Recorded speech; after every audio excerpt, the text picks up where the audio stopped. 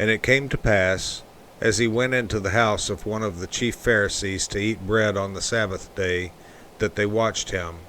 And behold, there was a certain man before him which had the dropsy.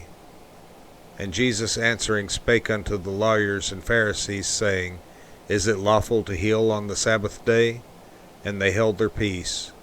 And he took him, and healed him, and let him go, and answered them, saying, Which of you shall have an ass or an ox fallen into a pit, and will not straightway pull him out on the Sabbath day? And they could not answer him again to these things.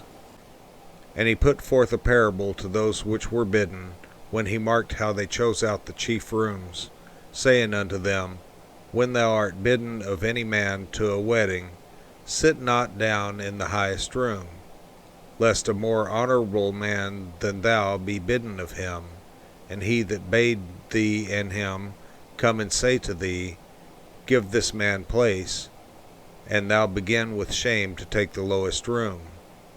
But when thou art bidden, go and sit down in the lowest room, that when he that bade thee cometh, he may say unto thee, Friend, go up higher. Then shalt thou have worship in the presence of them that sit at meat with thee. For whosoever exalteth himself shall be abased, and he that humbleth himself shall be exalted. Then said he also to him that bade him, When thou makest a dinner or a supper, call not thy friends, nor thy brethren, neither thy kinsmen, nor thy rich neighbors, lest they also bid thee again, and a recompense be made thee. But when thou makest a feast, call the poor, the maimed, the lame, the blind, and thou shalt be blessed. For they cannot recompense thee, for thou shalt be recompensed at the resurrection of the just. And when one of them that sat at meat with him heard these things, he said unto him, Blessed is he that shall eat bread in the kingdom of God. Then said he unto him, A certain man made a great supper, and bade many, and sent his servant at supper time to say to them that were bidden, Come, for all things are now ready. And they all with one consent began to make excuse. The first said unto him, I have bought a piece of ground, and I must needs go and see it. I pray thee have me excused.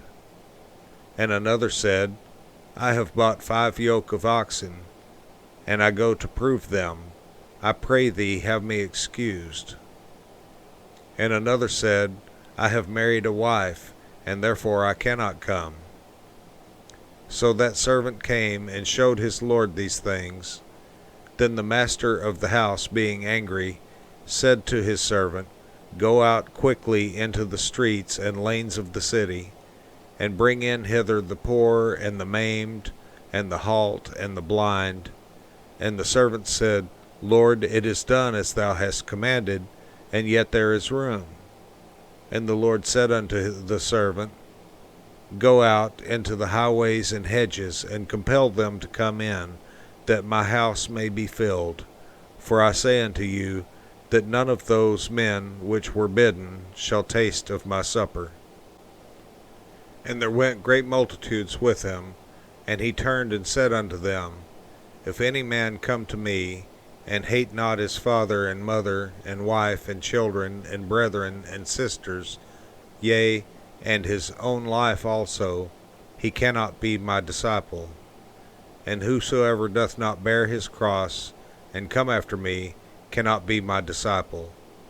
For which of you, intending to build a tower, sitteth not down first, and counteth the cost, whether he have sufficient to finish it?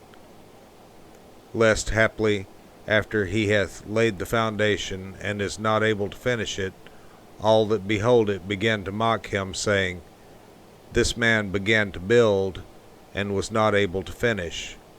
Or what king, going to make war against another king, sitteth not down first, and consulteth whether he be able with 10,000 to meet him that cometh against him with 20,000? Or else, while the other is yet a great way off, he sendeth an ambassage, and desireth conditions of peace. So likewise, whosoever he be of you that forsaketh not all that he hath, he cannot be my disciple. Salt is good, but if the salt have lost his savour, wherewith shall it be seasoned? It is neither fit for the land, nor yet for the dunghill, but men cast it out. He that hath ears to hear, let him hear.